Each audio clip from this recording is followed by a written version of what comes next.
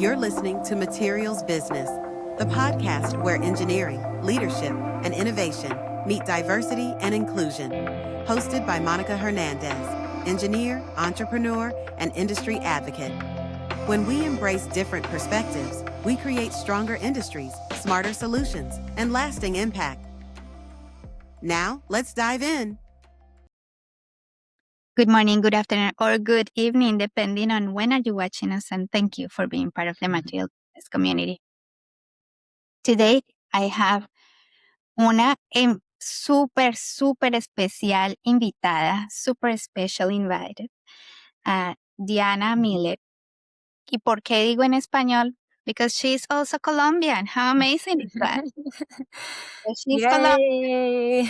Colombia. Colombian. She's in STEM. She's in engineering. She's in corrosion. How amazing is that? And we got to meet because we have a friend in common. So, Alec, thank you so much for introducing us. I was just telling Diana before we started the recording that this is what makes this community special is after you guys start seeing the synergies and how can we help empower someone or share more knowledge. This is all we are about, sharing. Then we get people beautiful and brilliant like Diana, who was sent by Alex. So thank you, Alec. Diana, thank you so much for being with us today. No, thank you for the invitation. I'm very happy to be here today. Amazing. So I know we have limited time. We could have been here for hours and hours, I'm sure. Yes. But just so the audience knows what we're going to be talking about, we're going to be talking about the interconnection in the corrosion world, how to use simulation to understand applications in the field and then put it into real life scenarios. So a lot of how we interact technology with corrosion to make a better world, basically. And that is that ties into some of the things that we have been doing in the series of AI and corrosion with Alec. So I think this is a very appropriate theme for today. Diana, tell us, who are you? Well, again, thank you so much for the invitation. My name is Diana Miller, and I am a leading corrosion simulation expert. I am on a mission to lead my organization. I currently work for OLI to be the go-to tool for understanding corrosion problems across different industries. And today I will be talking about corrosion modeling. And why am I talking about corrosion modeling? My background is in chemical engineering, and I am from Universidad Nacional de Colombia. That's where I did my bachelor's. And I also have a PhD in corrosion engineering from the University of Akron in Ohio, in the United States. And I have been working in the industry now with OLI for over 8 years doing corrosion simulation, seeing how much value simulation can bring to connect real life with theory, the corrosion theory that we all learn in school during our bachelor's or master's or PhDs. That's amazing. That's me. We've had several guests that have come to the podcast, and then we've discussed with them how if we use designing and tools like simulation, we can get ahead of problems without having to experiment in the real life asset. Correct. So I'm very excited, and I know you've prepared some slides for us. So please. I do have some content because if I want to talk about simulation, I want to talk about things that we do and the models that we use for corrosion predictions. And I'm very, very visual. So when you are the slides, I'll be like, oh, yeah, I understand. Sense, right? Yeah, exactly. So I can go ahead and share my screen. Let's go ahead, share the slides, and then start there. And please, once you see it, let me know. It's coming up. We can see it perfectly. Okay. Well, yes. So again, the whole purpose of this podcast theme today is to basically talk about corrosion simulation software and how that can help us deepen our understanding of corrosion theory and how we can take it into the real world in actual field scenarios, right? So let me just go ahead and start here. And why should we focus on corrosion simulation? Corrosion, as we all know, is costly, is persistent. No matter which industry you are working in, you will see corrosion. I always say, as long as you have some sort of water, CO2, H2S, which happen to be a lot of different conditions, you will probably see corrosion. And of course, many other type of scenarios, you will see corrosion. There are many types of corrosion. And again, when I was doing my PhD and I was learning about these corrosion concepts, we learned about a lot of theory, right? So we learned about the mixed potential theory, the thermodynamics of corrosion. And then you go to the industry and you want to understand how to apply these corrosion concepts into actual practice in the field. But I feel like there is a disconnect when it comes to putting the two together. And I feel like there is where tools, especially simulation tools, is where it kind of helps to bridge that gap. So you bring the science, apply it into real world scenarios, and now you understand the reason why something is happening, right? So that's the reason why I believe we should focus or understand or be open to explore corrosion tools or corrosion simulation. It brings a lot of key benefits and a lot of value. So maybe something that is abstract, something that is again, let's talk about the mixed potential theory, right? It could sound completely abstract, but once you use the simulation tool, you start actually seeing those visuals and see the results that will bring for when you're doing the simulation and how it connects to, I don't know, corrosion in a pipeline, right? Another thing is helps you to do cost-effective experimentation. Maybe you go to the tool first and you basically figure out different systems, you narrow down different systems, and then you go to the laboratory to actually test for the most critical conditions and aggressive corrosion conditions for the specific material. And it also helps you to support what if scenarios. So maybe you want to say, maybe here the chlorides were playing a role. Maybe the oxygen was doing this to my metallic material. And I have been teaching corrosion simulation for over 8 years.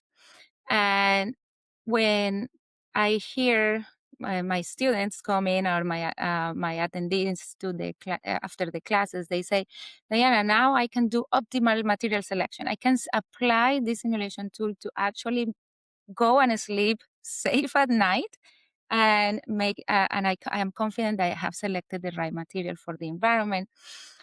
Ensures integrity. So we are now understanding where if we are operating in a safe integrity operating window. And you can also now understand the mechanisms that are happening in corrosion, right? Like what is driving this corrosion.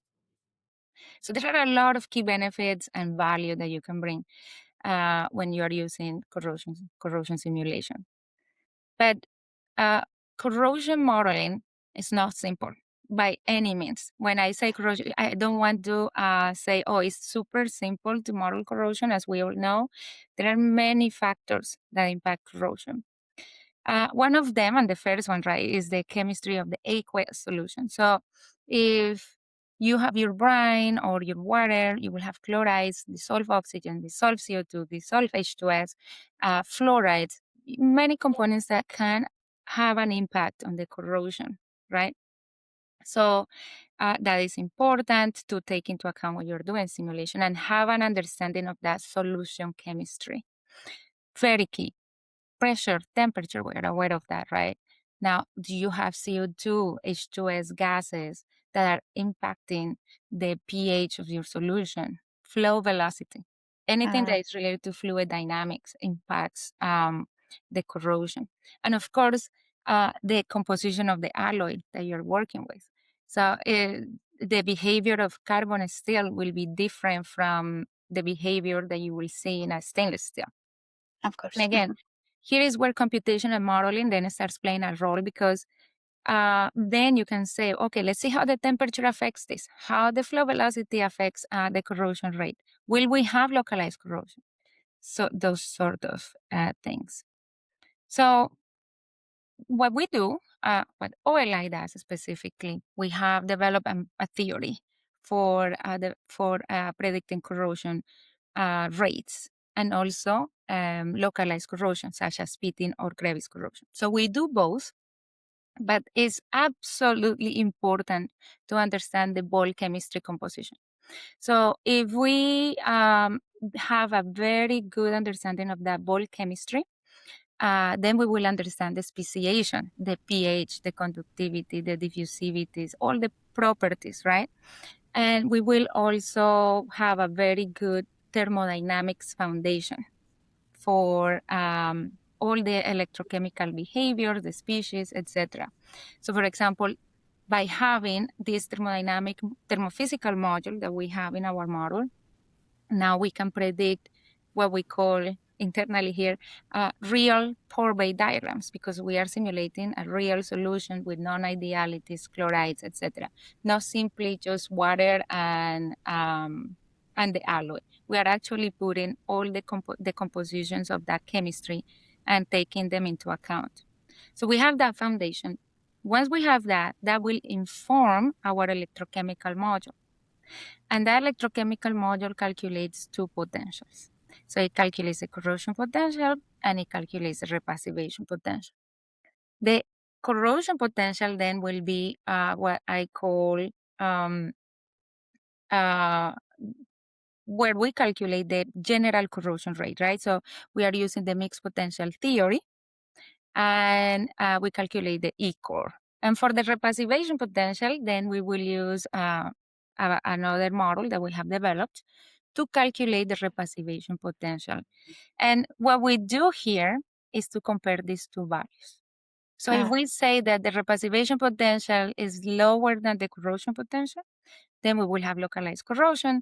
And if the opposite is true, wherein the repassivation potential is greater than the corrosion potential, then no localized corrosion will happen. In this case will be pitting or crevice corrosion. So our model does these two types of corrosion. There is so many other types of corrosion that we would love to model. We're working, for example, now we are trying to figure out if we want to start doing stress corrosion cracking. All of these models, they are not easy to model, but we have a lot of scientists and thermodynamicists that are constantly moving the frontiers of our research here internally and trying to see how we can make this possible. All what I just talked about has been done for several alloys. So here, that means that now you can do true material selection. So you can start saying like, okay, so what is the corrosion rate of carbon steel under the same conditions versus 13 chrome?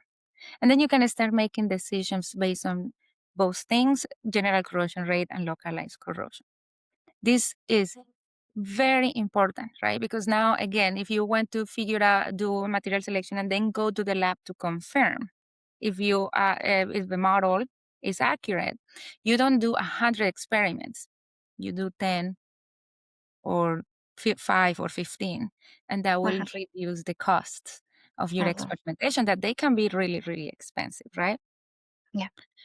So just going back to the model, how we're modeling this, we are all based on first principles. For the electrochemistry part, again, I have been mentioning the mixed potential theory. Here is actually how we are doing it. We have three different parts that we model. We model the Butler-Volmer equation for the kinetics. And in here, you'll see we are modeling the anodic and cathodic reactions, right? We also account for the limiting current density, and we also account for the active to passive transition and the passivation region for these polarization curves. So we put it all together, and it will look something like this. So let's say we're working with carbon steel in water at 30 degrees C. Nothing super fancy, just water at 30 degrees C. So here we have our Butler-Volmar equation, and we have the reduction. Let me see. I want to put my pointer here. We have the water reduction reaction and the hydrogen reduction reaction, right? So that is using this equation. Then we can also use the Butler-Volmar equation here for the anodic part, for the iron. And now we have our models for the active to passive transition and for the passive current density. So you start putting it all together, then you have the oxidation of water, and now you have your net current density. This is what you would obtain in a potential dynamic experiment, right? So now you're doing it in the computer, and you can have your corrosion potential, your corrosion current density, and we know that from this corrosion current density, now we can back calculate our corrosion rate, right? So that's how we're doing it. I want to talk really quickly about validation. So what do I mean by validation? How can we trust a model? And this is always a question that you should ask, right? Like, okay, is the model really accurate, right? Like, we cannot just trust the model blindly. We have to make sure that the model has been backed up by actual experimental data or field data. So we have done it for several systems. The CO2 corrosion system is the most, like the one that most people ask for, is the problem, especially for oil and gas industry, geothermal, etc. And in here, what I'm showing is the model predictions, which is the solid lines, and we are overlaying the experimental data. And you can see that the model is not perfect, but it's doing a great job capturing the behavior of the corrosion rate as a function of pH, a function of flow velocity at different temperatures, right? And we then can introduce the effect of iron carbonate layers, the effect of iron sulfide layers as well, because you will find some sour systems. In some cases, you will have oxygen effects and also some acetic acid type of effects. So that is what I want to talk about regarding the corrosion modeling perspective. But now, how can we take these concepts to real life? No problem. So what I wanted to talk about is a case study that I frequently get asked, actually, and is how can I predict the iron carbonate stability in a specific system? And this could be in a CO2 corrosion in oil and gas, or it could be in a high pressure well, or it could be in produced water systems. You want to form the iron carbonate layer because it forms, it's stable, it reduces corrosion rate. So how can I figure out a way to, in my operating conditions, to really make sure that I'm forming that iron carbonate layer? So you go to the software, you enter the composition of your brine, you enter the sodium chloride, the composition of CO2, maybe some bicarbonate if you measure it, and you want to figure out at what conditions you start forming the iron carbonate layer. So in the software, you can start reproducing this type of pore-based diagrams. This is what you will normally find in the literature, iron in water, but this is not the real system. You need to figure out, now you need to add your sodium chloride, now you need to add your CO2, your bicarbonate, your water into the system. And now you start seeing, based on thermal, that you start forming some iron carbonate in the aqueous form down here. And the pH is a little low, right? It's more close to 6 because we are introducing CO2 to the system. That is at 25 degrees C. Now, what if we increase the temperature? So we increase the temperature and now we have 60 degrees C, 10 atmospheres, and we are seeing the shift of this green area, which is the passive layer. And then we will have, if we increase the temperature, 140 degrees C and 10 atmospheres. Now you start forming the iron carbonate layer. So it starts giving you insights at what temperatures and pressures you should be operating to guarantee that you have the stability of that iron carbonate layer. So here is where, through thermodynamics, we can understand at which conditions corrosion will occur and will not occur. I'll talk about a second case study, and then I'll move on to my remarks. This one is also a case study that comes quite often, and this is top-of-the-line corrosion. So we know that when we are transporting oil and gas, we have to use carbon steel. Carbon steel is our cheapest material. And the idea is that we need to make sure that we are predicting the right service life for that pipeline. So what we're going to do here is we are transporting mostly methane, a little bit of, or 5% CO2 actually. And due to operational offsets, you can start saturating the CO2 with water, and then it will have a wall shear stress of 3 megapascals. And when you enter the information in the software, then you will enter your temperature and your pressure, but the software, after you enter that composition, will calculate several things for you. This is the thermal part, the speciation part as well, the pH, the bicarbonate, how much water you have in the vapor phase, how much did it go to the vapor phase, the CO2, the methane, and also the CO2 that dissolved in the liquid. And you'll see here, I have plotted the information of the pH, how by increasing temperature, you start seeing an increase in the pH because you are boiling off or removing that CO2. But you also start seeing the blue line, that is the corrosion rate, where you start seeing a specific temperature, you start seeing a nose or a dip. And that means that you're forming the iron carbonate layer, right? So it's probably a good idea to operate at this if you want that layer to form, but of course the corrosion rate is high.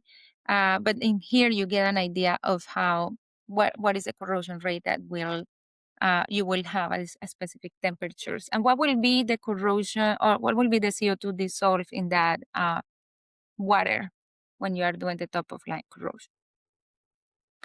So again, this is just to understand the water dropout and how this chemistry can affect corrosion kinetics in your system. I believe that corrosion simulation is transforming the learning experience. Again, I have been doing this for 8 years, and every time I done and finish a training, the participants report a much more clear understanding of theory, corrosion theory, right? Because they can go and figure out, oh, this is what's happening, this is the cathodic reaction, this is what is happening here. They feel more confident to solve practical corrosion challenges. And now they have a better ability to go to do an experiment in the computer to find solutions. So it's transforming this learning experience. People are feeling more comfortable doing simulations and understanding the reasons why they are seeing that corrosion rate. Why the simulation-driven learning works? The traditional approach is costly, maybe it's a slower learning, limited ability to test what-if scenarios, as I was mentioning before. The simulation makes it faster, safer, scalable, flexible, and cheaper, right? That's what simulation provides, that value right there. And it's important for me to highlight this. Simulation is powerful, but it's not perfect, right? There are some limitations. We need to actually ask ourselves, are we simulating the actual field conditions? Are we modeling things outside the validated ranges of that specific model? It's always important because maybe you are at 500 degrees C, and we are modeling up to 350. So you got to keep that in mind because you want to use the right model for the right validated ranges. Um, maybe there are critical parameters missing. Maybe if they are missing, it's because there have not been experimental studies, and maybe we need to go beyond and say, hey, look, this is missing. Maybe we can collaborate and we can make the model perfect. We have this data and we can close the gaps. Uh-huh. So, as a conclusion, I do believe that simulation bridges theory and practice. I feel like, or I believe that simulation also enhances both education and industry decision making, because I see it every day how people in the industry can now make faster and better and educated decisions when backed up by models. And I also believe that we should be doing more corrosion simulation in our curricula and training when we are getting trained in corrosion engineering. And I believe as well that we can do much better. No, go beyond general corrosion, beyond localized corrosion. We can start doing some stress corrosion cracking, other mechanisms, hydrogen embrittlement, and all of these models. In my mind, the best software would be the one that has all the corrosion mechanisms, right? So, and we are striving to get there as a company. And widespread adoption in academia and industry, both. They should be both in academia and industry to take this theory and actually apply it. And also take the learnings from the industry and also inform the academia of why something is relevant, right? That's important as well. And finally, this is what Alec talked about. I feel like these models, especially models based on first principles, can be integrated with digital twins in plants, in operations, and it can be enhanced. It can be enhanced with the aid of AI. And this can make even better predictions for any corrosion scenario. So with that, I will stop here, and yeah, I'm looking forward to our conversation. Thank you, Diana. It was really good. Maybe we can stop sharing now. And I've noted like a whole page of questions, which certainly we won't have time. Okay. But some of the questions and some of the things that you've spoken about, again, we are not, everyone that is in this community knows that we always talk about collaboration. Mm-hmm. So one of the question is, what is the kind of professionals that work in that research to develop these models? And I'll tell you why I'm asking this question, because specifically with the series that we are doing with Alec, Mm-hmm. some of the things that have come up is that we absolutely need not only corrosion people, we need other kinds of professionals that come into place. And then we say, okay, here is the problem. From your perspective, how can we do it? And it's a business, so we'll need some business decision makers, right? So, Right. Mm-hmm. because you guys are doing it, obviously I cannot not ask this question. Sure. Yeah. So how we work here at our company, we have I'll mention three different teams. So we have our business teams. We are constantly talking to our clients, hearing what they want, what they need. I feel like that's the number one priority, right? Go and talk to the people that are actually out there with problems in the industry and hear them out and see what are their needs. So that's the first thing that we have, that this team, and I'm part of that team. Just technically go ask questions. What do you need? How can we help you? What are we missing? What are we missing in the software that can help you add value to your company? Then we bring this inside. We translate it into now the other team. We have a research and development team. This research and development team is highly educated, bright people. They are all PhDs. They have different backgrounds. They are thermodynamicists, corrosion scientists, material scientists, and they are also curious. They want to know what the industry is up to and what they want to get developed. And then after that, after we make those business decisions and we talk to them, then we start developing and we want to keep our clients happy, right? So we are trying to develop at a decent pace, but also we are making sure that our development is done properly with the right chemistry, with the right models, because for us it's very important that people see us as a scientific company, as a company that you can rely on for predictions. So we are not doing all like super fast development like tomorrow. We're taking our time to make sure that we are really doing and delivering what the client wants, and then they will be happy with that, and then they will come with the next thing and with the next thing. But that's how we work internally. And then of course the other team is the software developers, where they actually put the interface for to connect the research and to connect the client needs in the actual software with user interface, etc. That's how we. Interesting. Mhm. Yeah, and I think that's the best. You said something that is very important, and it's often missed is listening to the needs. And Mhm. you also mentioned when you were speaking about the disconnection. Mhm. And that's the very that's the very reason for these communities to Mhm. have from academia and industry and regulations and you name it. And Mhm. so can all come together to finally solve problems. Mhm. I love the idea that you mentioned that we can't easily predict with the patch. I'm just gonna simplify it. I know it's more than that, but it's easier just with the push of a button to make a simulation, say for example, on the temperature or Mhm. higher concentration of H2S. Say for example, we had some clients where we were working, and then the facility was designed for sweet service, but as long as they kept on digging, then all of a sudden H2S came up with a higher concentration, and then it Right. became sour. Mhm.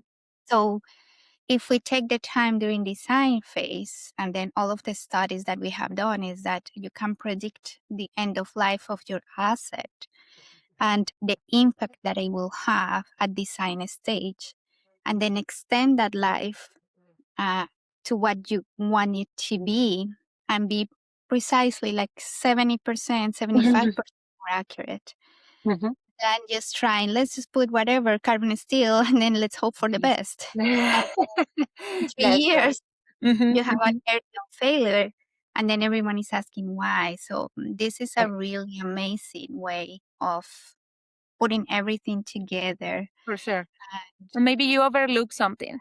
Maybe of course. yeah, so the model can give you some insights and you're like, oh yes, of course, we didn't think Mhm. about this. And I mean, there have been failures and people want to ask why it failed.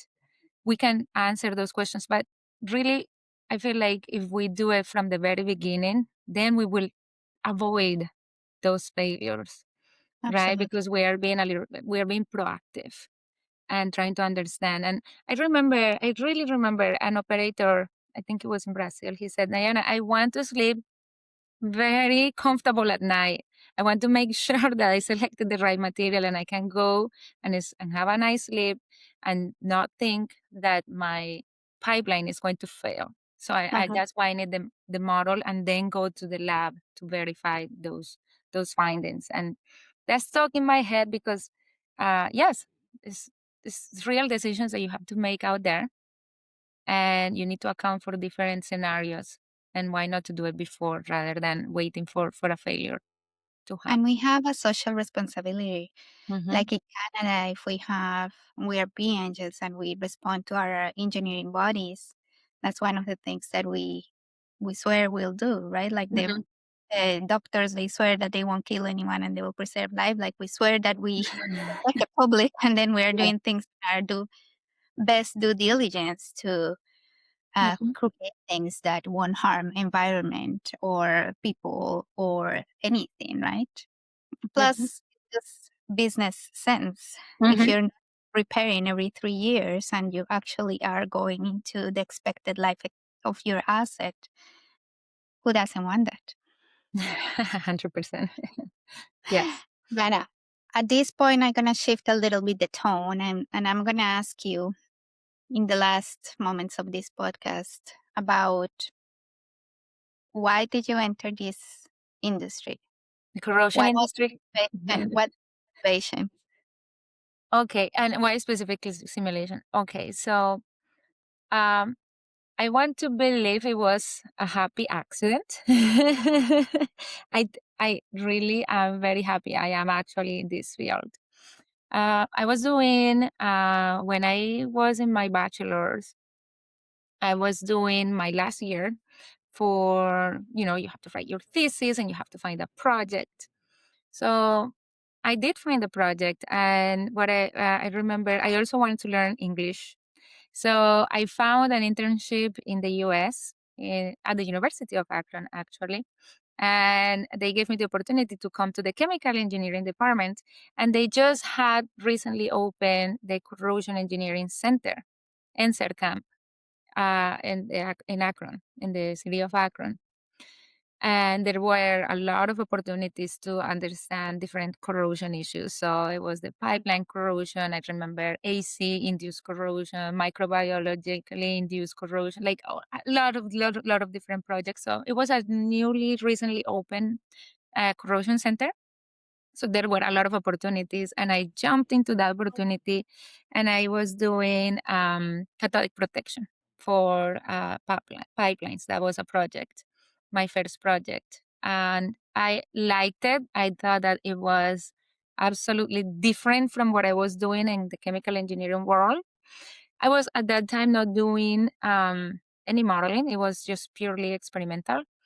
Then after that, I decided that yes, this is what I liked. I thought that it had a lot of impact. Me just seeing how things corroded and that we could take or mitigate that in some way, manner, or shape.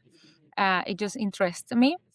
And so then I decided to apply for postgraduate studies in the University of Akron, and I did my PhD in crevice corrosion, more specifically in nickel alloys.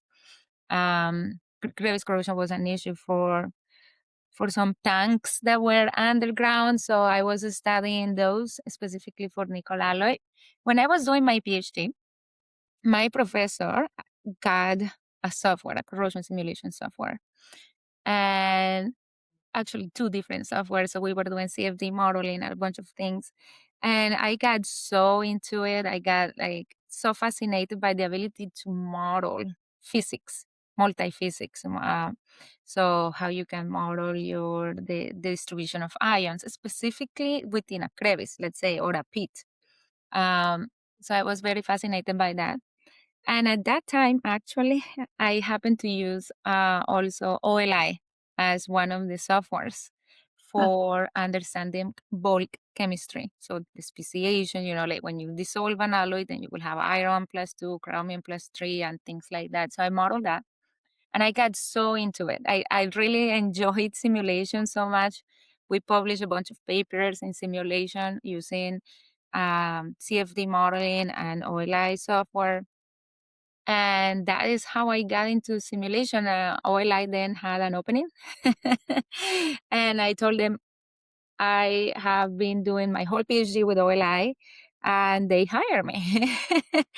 And since then, I have been leading the corrosion simulation at the company, where I just do a lot of training in corrosion, specifically on our tools for different industries, um, presentations of our theory, go through different conferences, through different parts of the world, just advocating for this technology that I believe is the best. So that's how Amazing. I got into this. Wow. Yeah, I don't think it was an accident. I think you're born for it. Like the amount of passion that you inject when you're talking about it, it's Yeah, I love it. I do. inspiration. Yeah, for That's sure. super cool. What will you tell someone that is on the fence? Like, what should I do? Should I do this? Should I do that? Like, I'm thinking about corrosion. I'm thinking about materials. Material And science. Yeah. what should you tell them? I think that you should explore it for sure. It's better to explore something than not never to explore it, right? Like if you have to pick explore or not explore, pick explore. Definitely. And if it's material science, corrosion engineering, or some sort of anything around this realm, is fascinating. There is so much going on these days with material selection, with corrosion, the advancements, theory. However you want to say, you want to do AI, you can do. You want to do modeling, you can do. You want to do experiments, you can do. You can. There is so much. We need a lot of different people and backgrounds in our community, because corrosion is everywhere. Honestly, like what you see around, you see it everywhere, and we need solutions for to solve our problems with corrosion. But it's also exciting. Honestly, is simply exciting. You get to cross many different I don't know, like different engineering. So if you're material science, you work with chemical engineering, you work with civil engineering. It's cross functional, Uh-huh. and definitely you get to learn a lot about different things. And I think it's simply exciting, and you should explore it just because why not?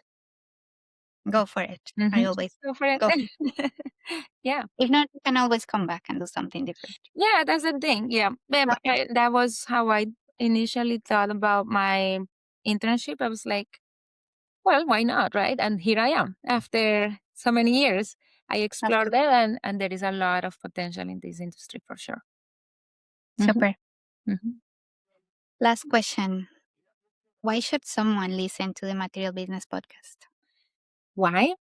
Yeah. Well, because I believe this podcast now is doing a great job of bringing all our corrosion community together. We are across the world.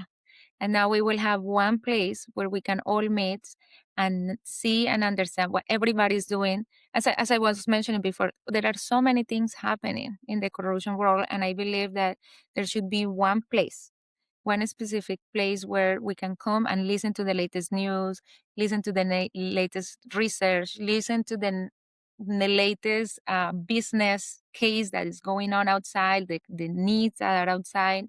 And I feel like it's the one place where now we are meeting all our corrosion lovers into one place, and get to know what exciting things are happening. So I really appreciate it, because now I get to learn, for example, in our latest ones, all related with artificial intelligence, right? So I want to know more about that. And I think is very relevant to be all together and informed in this field. We're going to have another one with Alec. There is a whole series going on, and we are on part 3 already. So, yeah, Yeah, it's a big topic, and we should be talking about AI and digital twins and how we can uh, absolutely. uh, take advantage of that technology in the corrosion world for sure. Diana, gracias. Thank you for De being here. nada. No, thank you. Everything I learned a lot. Mhm. Your message is very, very passionate. Congratulations. Thank you. And Mhm. I'm so, so excited to have powerful, STEM women from Colombia Ah. coming to. No, once again, thank you for the invitation. I'm very happy to be here. Okay, everyone else, we'll see you in the next episode. Thank you so much. Thanks for listening to the Materials Business Podcast. Feel free to visit infinitygrowth.ca to see show notes and explore other episodes. If there's someone you think should hear this episode, please share with them. Take care of yourself and have a great rest of your day.